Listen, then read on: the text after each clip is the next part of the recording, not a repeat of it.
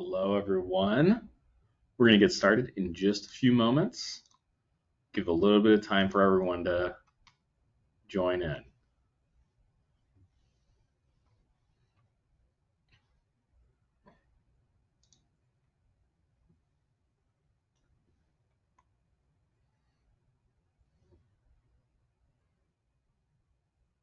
Hope everyone's having a great day today.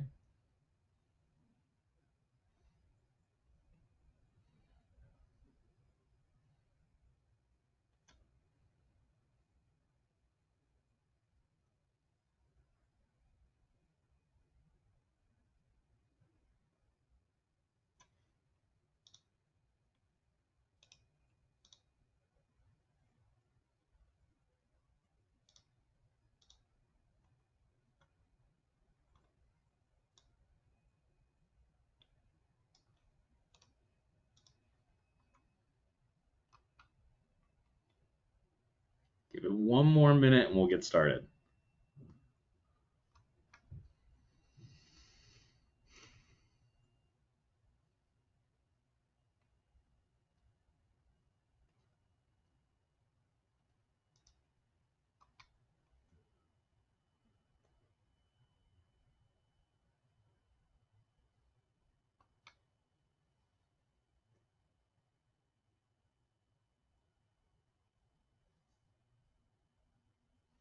All right. Well, let's jump in. Welcome to today's webinar. We're going to be talking about Church360 Ledger. So let's jump in. Couple housekeeping things just to kind of start us off today. I want to kind of clarify here, like we'll be talking about Church360 Ledger. We won't really be talking about any other of the Church360 products. And the goal is to kind of give you a broad overview of everything in the software today. The who that this product is built for is for church treasurers, busy pastors, and volunteers that have been tasked with managing the church's financial data. And the why of today's webinar is because we believe in supporting your ministry with technology. So today's outline, we're going to go over really quickly key people that's kind of involved with this webinar today, some assumptions, and then kind of an overview and key features of Ledger. Then we'll dive into a really light software tour. I'll have some final words, and then we'll do a little bit of Q&A. All right, so the key people here is one, Concordia Technology Solutions.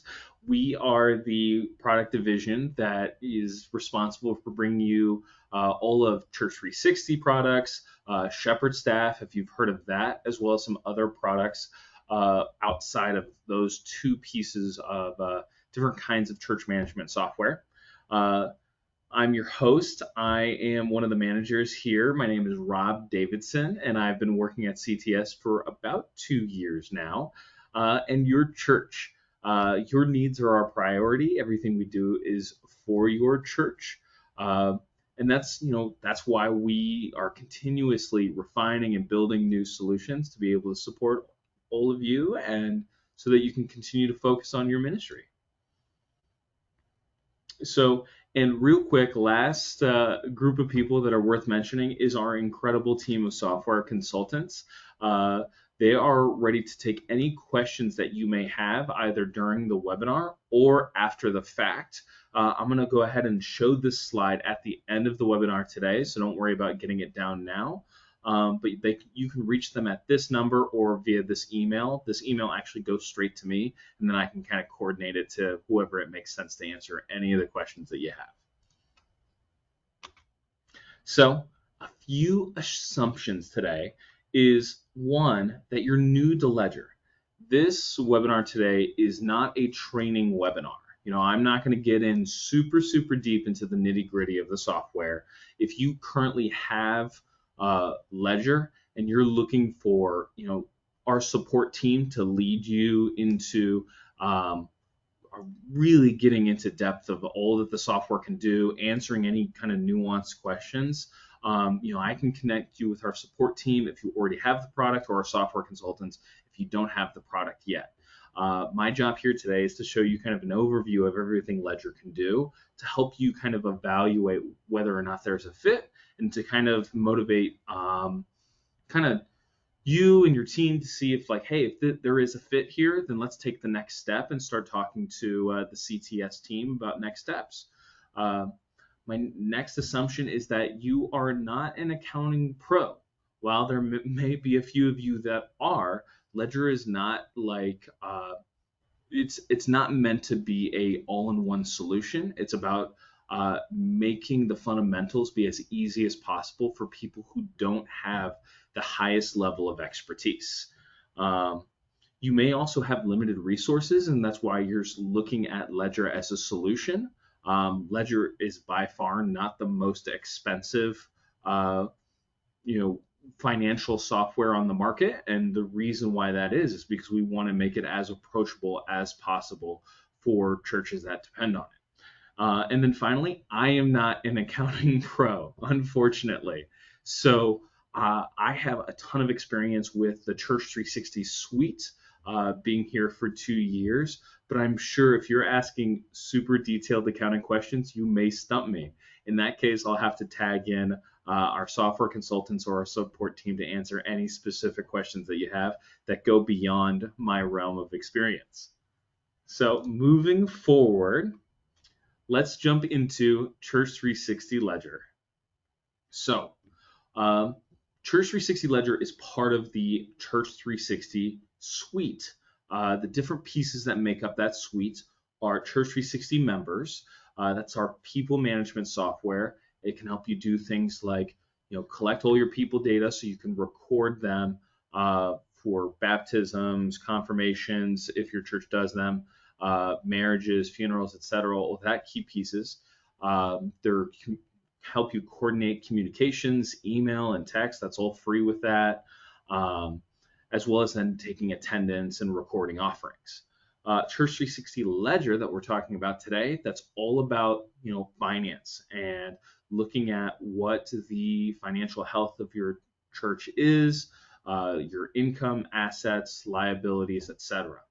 And Church360 Unite is our website builder. So that is a website builder like Wix and Squarespace and all those, but it's specifically built for churches and has a few really unique features built specifically for the things that churches do that other organizations are not trying to do. You'll see today that we'll be able to see a couple ways in which Ledger connects directly with Church360 members. Ledger stands alone when it comes to, you can use it right out of the box without having any other of the Church360 products. But it is worth knowing that it does get a couple extra neat features if you have Church360 members, as well as we price Ledger, it's built on how many Church360 products you have. So we have a one price for when you're getting it by itself, a different price for when you have one other product, and the cheapest discount if you have the two other Church360 products. So jumping in, let's talk more about Ledger now that we got that all out of the way. So churches have a very unique financial and accounting needs. Very rarely do you have an organization that is collecting offerings in the same way that churches do, as well as they might have some churn in the back office. So they need something that the church will be able to thrive no matter who is managing the books. But you also want to do this with a lot of structure and a lot of tracking of what is going on, so that you can make sure that only the right financial actions are being done in the best interest of the church. So most solutions are built for businesses or other kind of large nonprofits. So they're going to fall short when it comes to creating specific features that are built for small to mid-sized churches, because when you optimize for one, you de-optimize for a different kind of customer. So what is Church360 Ledger? Well, Ledger can do a lot. But a few things to note right off the bat is that it's a web-based software, which means it's located in the cloud. So that means wherever you are, as long as you have an internet connection, you can access it. I've talked a little bit about how it's streamlined and very straightforward. So that means that if you are not a professional CPA, you can still use this software. It's easy enough and intuitive enough that no matter your level of expertise, you can do just fine. And then finally, I've mentioned just here in passing that it's secure, right? We want to make sure that your financial data is safe and that as changes are made in the software, you know exactly what's happening, even to the point in which you can revisit that and see all the changes that are made over your entire time with the software, which is a really unique feature. So, there's so much that this software can do. Everything from budgeting, inputting transactions, managing your chart of account, the event log that I was just talking about, importing payroll, syncing with the church management software, lots of reporting functionality. We can create unique logins and roles for all those that will be using the software at your church, print checks, and do reconciliation and more. So, how does your church benefit? It helps you manage all these things and more. So if you were doing all of this manually, whether it's pen and paper or just using something like Excel, this can save you hundreds of hours per year, which is going to save your church money if you're a paid staff member. So that allows you to do more and create a bigger impact for your ministry. So really quick, right before we jump in, if any of you are not professional CPAs, these are things that I had to learn when coming in so that I could really talk well about Ledger. So how we do this is we manage the entire software right now through cash basis accounting basics. So I want to kind of, what are the four pieces that make that up? Those are assets, liabilities, income, and expenses. So assets, that's the money you actually have. All of the accounts that you have will total up to a specific number, but then you can break that up into restricted funds. But as long as you have that cash or cash built in like gifts in kind, as long as you hold them, that's an asset. Liabilities are the reverse of that, where it's the dollars that you owe someone else. Really common ways that we know this in our day-to-day are like our credit card bill, a mortgage, our car loan. Churches have their own versions of these, and so we need to record them in the software. Income, I think that's a lot easier for everyone to understand. That's just like you get a paycheck, that's the money coming in. But churches have a unique different sources of income because as ministries know today, you kind of have to be really creative with how you fund the ministry. So we want to be able to track that accordingly. And then finally, expenses. This is the money going out. You know it when you feel it. It's recognized at the point that it's paid out. So this is when you're either paying a vendor or you're buying supplies for the church, we want to be able to accurately track that so we know where else, what money does the church actually have. So with all of that being said, I think my next slide is, look at this. It's time for our demonstration. So let me stop sharing for just a moment, and then I am going to go ahead and change my slide here. Nope, that's not it. Here we go. And we're going to share again. Okay, here we are. Okay, so this is Church360 Ledger. So you can see here that I'm in kind of one of the home screen after I've logged into the software. So what I'm going to do here is, again, I've mentioned that this is a really cursory, high-level look, 3,000 feet up of the software. So I want to start off by helping you kind of be a little bit familiar with the navigation here today. So we'll start here is looking up here at this header bar, right?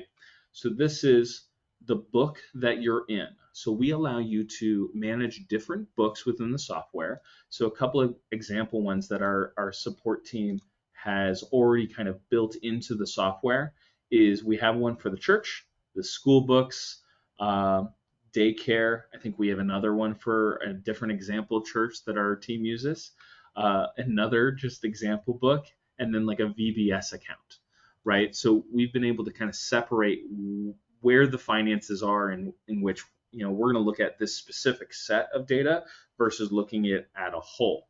And so that's up to you depending on how you want to run your church. Do you want to create that segmentation, or do you want everything together? That's up to you. So next, as we kind of move through that line, let's jump over to here. This is the user settings button. So the user settings, this is like super mundane. This is just the basic stuff of, hey, the email that's associated with your login, your current password, and how to reset a new password. It's good to know that it's there though. Jumping there back then, so this icon here, that's like the ledger icon. That will allow you to jump back to the home screen whenever you click it. Right below it is what we call the Omnibar. Now the Omnibar allows you to search anything that's been inputted into the software, and it lists it out in the order of your chart of accounts. So you can see here that we're starting with assets, and then we can move down into different things. So now we have the liability section. Keep going down. And then the next one here we have income, offerings, unrestricted income, different funds. And then finally we should have the expense sections, staff salary, deductions, etc. Right? So there is a lot here, and this is why in the time we have, I can only go through so much. Next thing on my list is, let's see this. So within the main view here, so this is really important.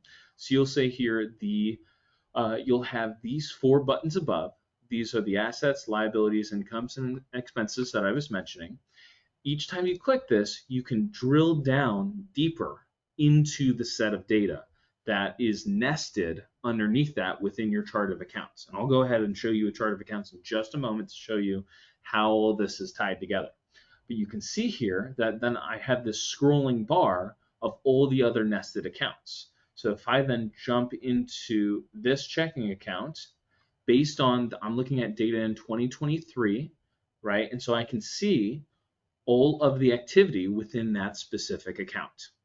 Really easy. So I can jump in even deeper because we've had to split it off from this checking account, we have this split up into different funds. So when I was going through those kind of 4 key pieces, I talked about how we have restricted funds that break up that total, even though everything's still in that account. That allows you to be really tactical with how you're managing your church's finances. So if I jump into, let's see, the building fund has a lot of activity here, or only 2 things here. Look at this. But you can see here, right, these are the 2 things that are within this fund, and then you have this trail of breadcrumbs going from the path that we've been clicking through. Another thing to note is, and let's go to home. Can we see this with any? So this is all pretty level, but you can see this chart here visualizes the change within the fund. So if we go into something like expenses, does this change a little bit more? Yeah, so you can see here how we're seeing much different of a graph because it's also showing how we're performing against budget. So as time goes on, you're seeing a change in that budget going month by month. So you can see I'm hovering over this and I'm showing December right now, but then I go back and it drops a level, right? That's showing the budget for November. And then you can see that the balance there within the church expenses is operating below that. So again, this might not be exactly how, when your church is using Ledger, how it will be shown, but this at least gives you a feel for how this data is populating. we have a bunch of different people using this account. We have our software consultants using this as a demo environment for prospective customers. Our support team is using this for current customers to help troubleshoot different things for them. And then all of us are using it for webinars. So we have a lot of data going in. So this is going to be a little bit different from when you are using it. And depending on how much activity you have going on in your church, you would see something that's actually much more tangible. How often are you looking at a church and you got $700,000 just sitting in your bank account? So moving forward, so I've shown you kind of these key financial term areas within the software. I've mentioned the date selector, so I can go ahead and pop around and even custom change the date range so that if I know that a certain bill that I'm looking for or what have you, a journal entry is within a certain date, I can find that specifically in the software. So we've been using this for a while, so you can see that these numbers change over time. And so then I can jump into Q2 of 2018 and then kind of drill down from there.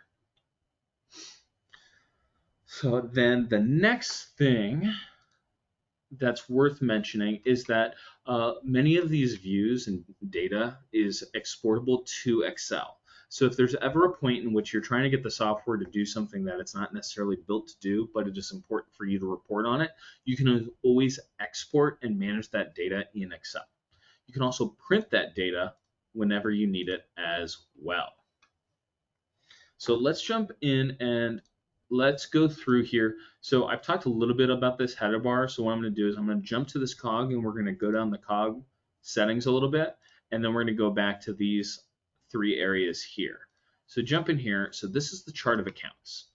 So as you kind of got a glimpse of, the chart of accounts manages the four kind of key financial areas of assets, liabilities, income, and expenses. And I think because we have so much that it is upset with me and is taking a second to load. So let's go ahead and refresh. And it's because we have too many people. There we go. Too many people using it over too long. So you can see here. So this is everything within our liabilities that we have, income, everything in here, and expenses.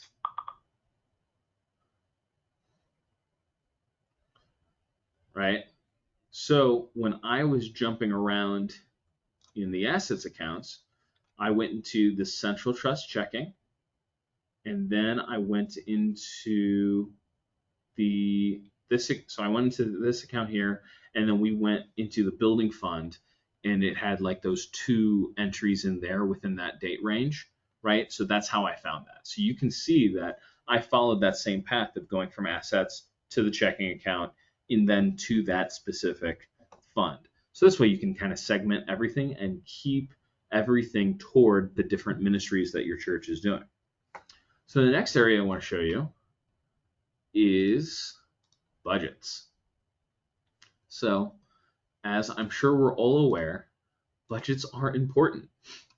So this is the budgeting tool that we build out. And again, this is going to probably be a lot more complex of a budget layout than what a lot of churches do. So this, I hope, please do not be intimidated by this. Often it is about a quarter for most customers, or even less than that, of how many fields. It's just that we want to create a lot of examples depending on different cases. So we have a lot of inputs in here.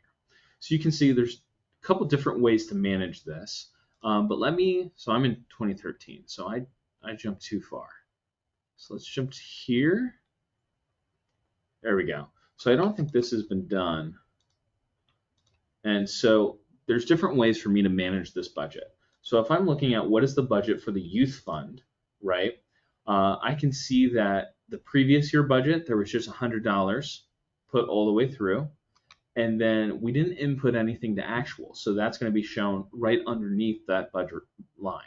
So for 2023, I'll go ahead and put that the budget was, so if I'm back in time and I'm in January of 23, so I'm going to go put $1,000 in the total for the year is the budget.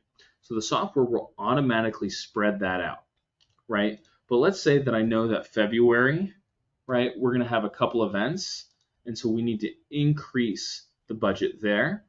Then you can see that the total changed here, right? So again, very intuitive, very easy to use. If the mission fund also needs, let's add 2,000 there, you'll see that split through, right? And then you can see that this is changing the total. So let's do a big number so we can really see this change. So if I put 50, right, this just exploded, right? There's a big number here. I go back down, right, and it changes. So this allows you to see, as you make changes to the budget, where the total impact is. So let's keep moving. Fiscal years is the next thing I have.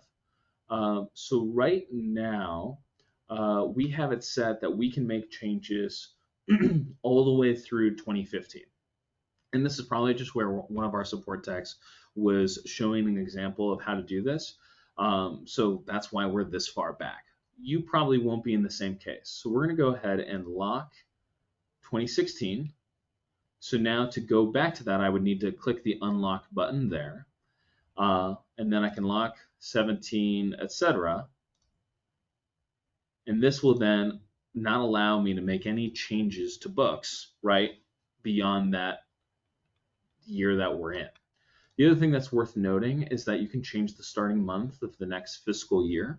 So I know some churches have their fiscal year starting either in the summer or in August, with the school year starting and what have you. So again, we give you the freedom to do this, but more often than not, your fiscal year is probably going to start in January. Next thing to show is the recurring transactions. So it looks like we only have a few of these set up, but I think all of them make a whole lot of sense why these would be recurring transactions. So we can see that there's some bank interest.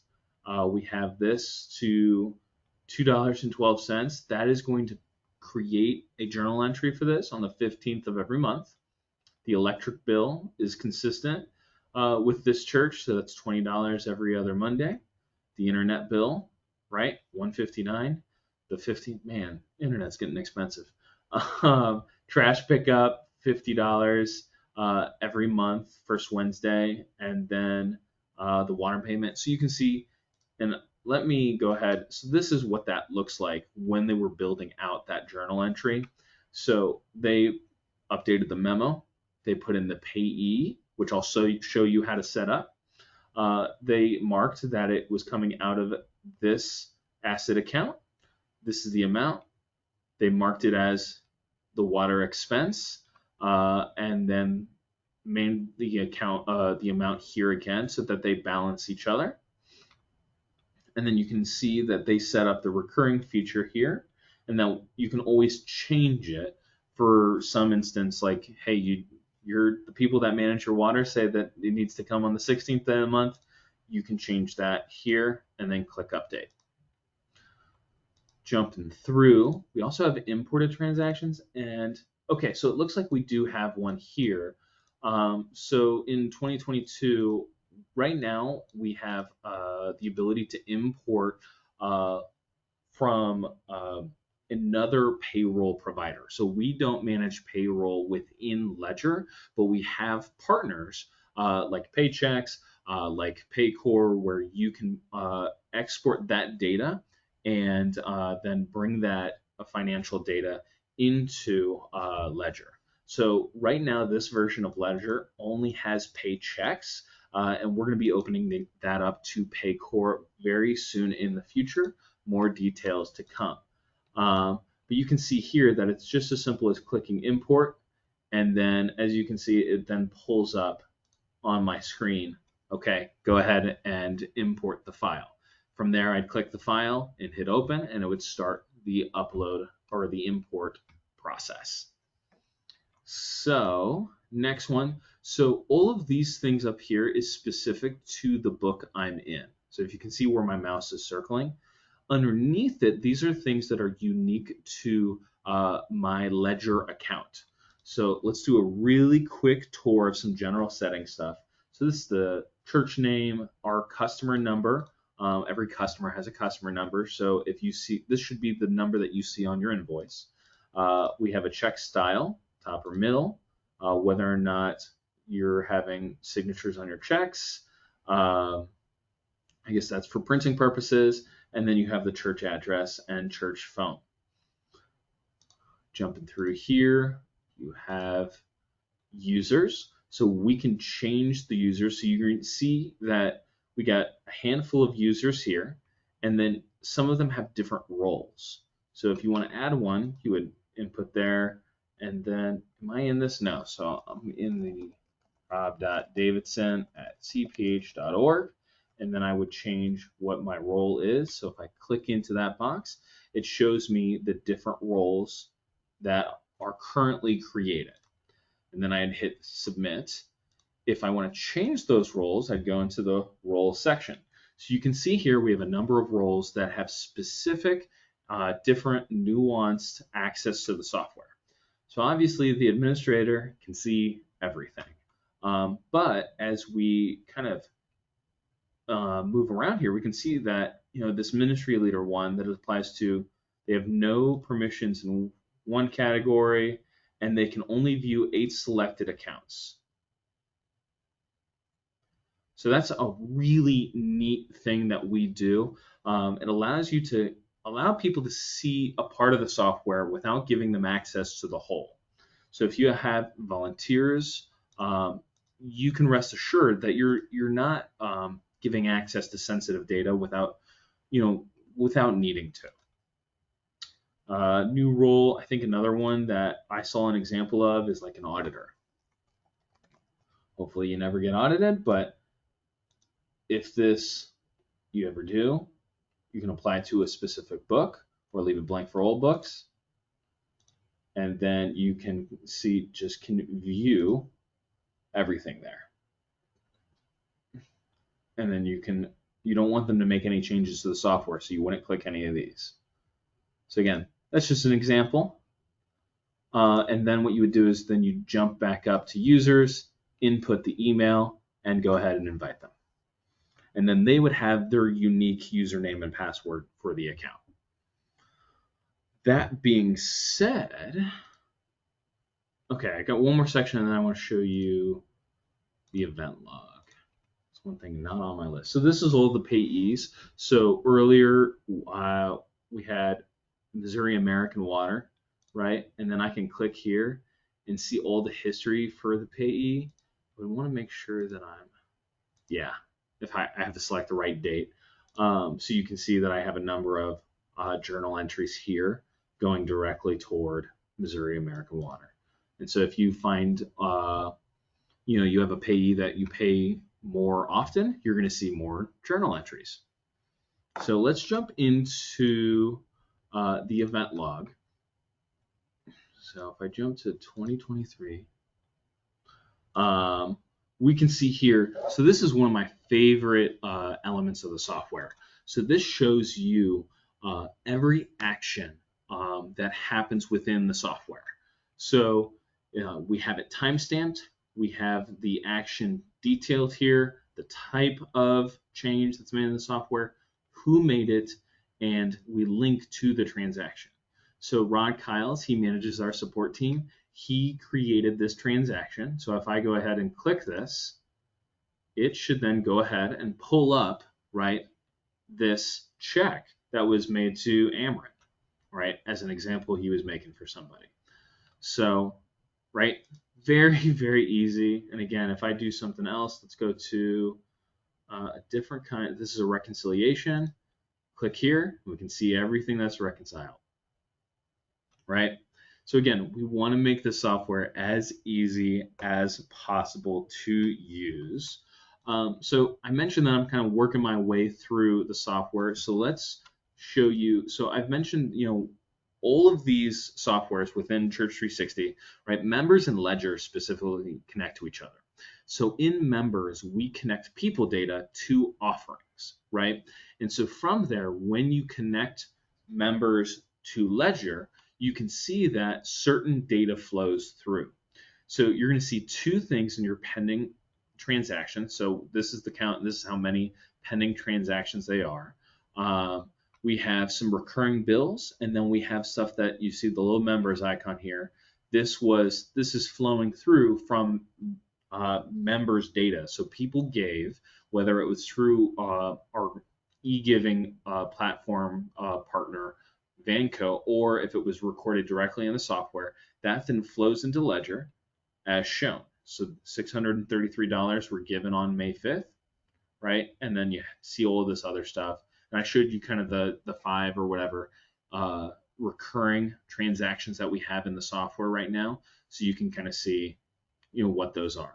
And again, just so it's clear, you can have as many recurring transactions for however many payees as you need.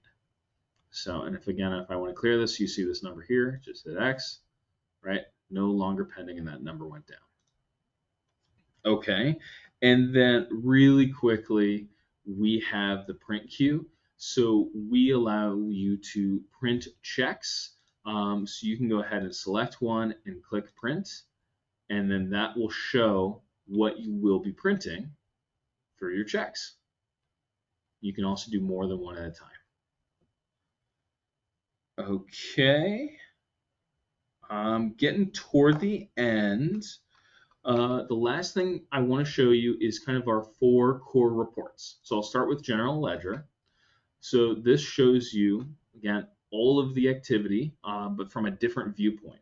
So we're in 2023, and we can see here everything that's been going on in the software, who's being paid out, from what account, and any memos, and the amounts. And then I can also kind of change this so that I could filter this down to only specific. If I want to see all of the internet bills, I can filter it as such. So the next report is our income and expense. So you can see here when comparing the 2023 to the budget to actual, and then you can see the performance against that budget as well. So you can see some areas that were performing really well on income, and then other areas that were in the red. Right, because it displays this is actual. So this one, it's right there. Where'd it go? Okay, well, I lost it. Oh, here it is. So this, we had in the actual category, we had this $820+ here, but we didn't have anything budgeted, so it showed red and in parentheses here. And then you can always collapse these if you want more of a snapshot of everything going on. And then we have, I've already shown you chart of accounts, so that's another way to get to it. And then you can kind of see this broken out just like the other view I showed you, but now with the starting balance and ending balance within whatever time frame, and what the debits, credits, and the change in both kind of the variance change for both the amounts as well as the percent change.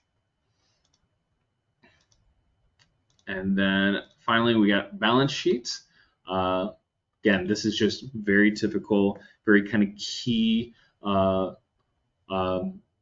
reporting. And then anything that you need additional, you can always export to Excel.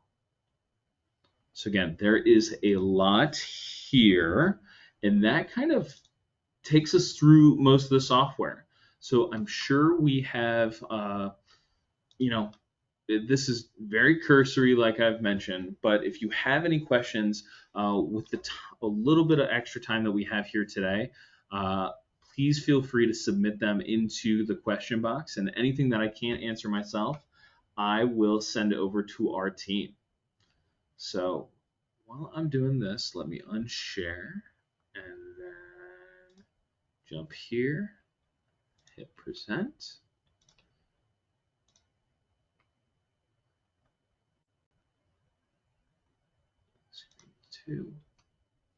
Okay, there we go. So that was our presentation today. Thank you so much for attending. Before you go, please, I invite you to try Ledger out for yourself.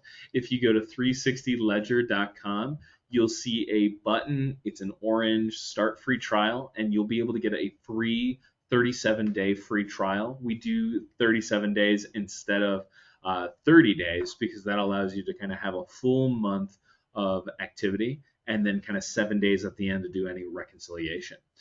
If you ever need a little bit more time, feel free to reach out to our team and we can always extend it for you as well. As I mentioned, our software consultant teams are happy to talk to you. And I'll stay on the line here if you have any additional questions. I'll be happy to kind of show you anything in the software within my ability to do so. So thank you so much for being here today, and I hope you have a blessed rest of your week.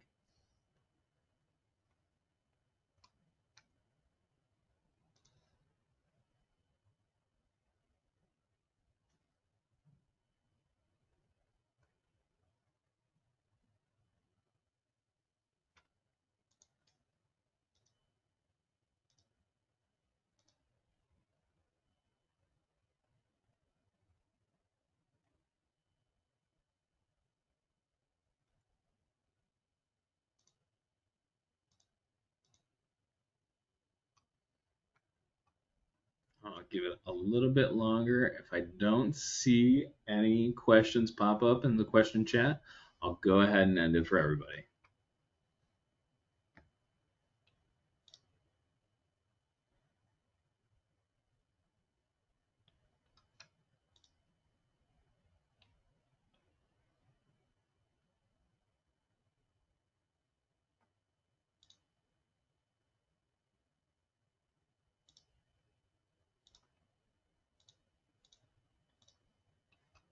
All right. Well, again, thank you for joining us on the webinar today. Please let us know if you have any questions and have a wonderful rest of your week. Take care.